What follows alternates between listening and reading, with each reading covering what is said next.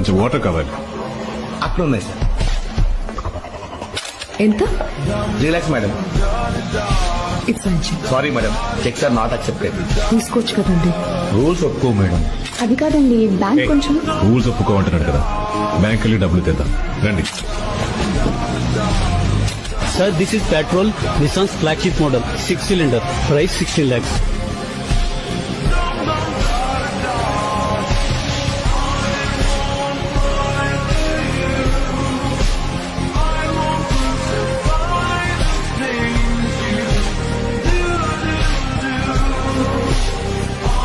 వాళ్ళు డైమండ్స్ కొంటారా? మీరు అడగతారా సార్?